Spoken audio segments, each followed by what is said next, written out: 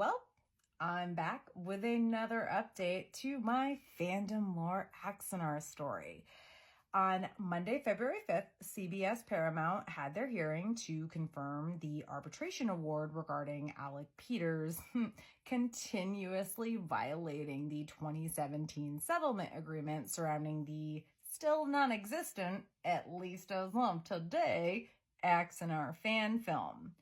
Peters did not appear for this hearing, either in person or virtually, and the Los Angeles Superior Court did in fact confirm the arbiter's award to CBS Paramount of nearly $300,000 in attorney's fees plus interest. But we apparently haven't quite seen the end of this quagmire of Peter's own making, because as it turns out, in December of last year, Peters actually filed a petition to vacate that is rife with spelling and grammar errors and sounds more like a personal diatribe than a legitimate legal filing. Here are some of the gems from his logorrhea of a petition. In it, Peters claims that when the judge had Peters and his lawyer alone in his chambers during the first lawsuit, that judge told them, and yes, this is quoted as if a judge actually said it, "It's pretty clear that the problem is your fan film is just too good."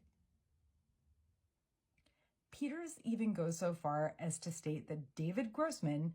an outside counsel for CBS, appears to have committed perjury when Grossman, an actual practicing lawyer, stated under oath that he did not, on behalf of CBS, give Paul Jenkins permission to copyright the portions of an Axanar script that Jenkins worked on. Side note, just to bring one of the many errors this document contains into play, Grossman is at times referred to as David Goodman. Peters also asserts that Paramount has lied about the progress made on Axanar in the last 7 years because he has produced 300 plus hours of YouTube footage and more than 150 blog entries, emails, and social media posts, keeping people informed of their progress. Progress which he hilariously asserts was stymied by moving the studio cross-country, an 18-month-long industry-wide shutdown due to COVID, 2023's 4-month-long SAG strike, and the lawsuit he initiated against Paul Jenkins. Never mind that the cross-country move was completed in 2017, with the bridge also being rebuilt in Georgia that same year, which was, of course, about 2.5 years prior to COVID, or that the industry, quote unquote, shutdowns for COVID only lasted about 6 months in Georgia, not 18. Now, despite the SAG strike occurring nearly 6 years after that move to Georgia, I'll give it a pass because I get wanting to support their strike, even though this wasn't any sort of professional or SAG-related production that would have been problematic in an official sense. That said, that strike occurred nearly 3 years after productions paused by COVID were allowed to resume in Georgia.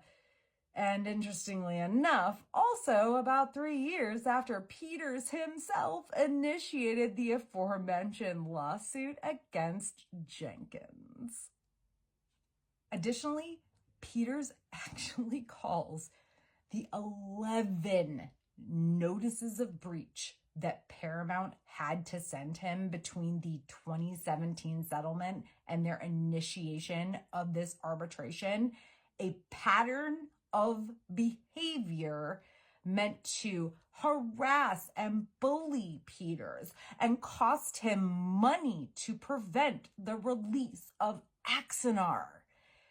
But just to be clear, these notices were only informing him over and over and over again that he was in violation not just of the settlement agreement, but of attempting to monetize their IP. The final thing I'm going to make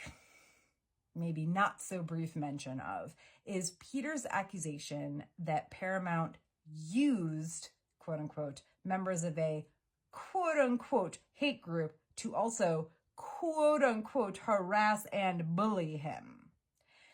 Peters alleges that outside counsel David Grossman, as well as an immediate Paramount employee whose actual name is John Van Sitters, but who at times in this petition has his surname hilariously misspelled as Van Clitter,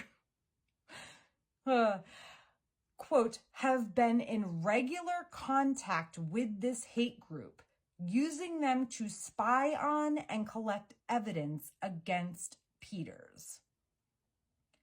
All of the bullshit about this aside, the use of the term hate group is a gross misnomer. The actual definition of a hate group is a group that practices hatred, hostility, or violence toward members of a race, ethnicity, nation, religion, gender identity, sexual orientation, different ability, or other such designated sector of society. Therefore, Peters, who is a straight white man, applying the designation hate group to describe his critics is incredibly offensive and undermines the actual real life struggles of marginalized people. All that said,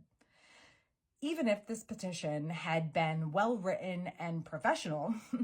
when it comes down to it, most data shows that fewer than 10% of petitions to vacate arbitration awards actually succeed. And that burden of proof is on Peters to show that there was misconduct, abuse of powers, and or refusal to hear evidence on the part of the arbitrator. So guess we'll see what happens.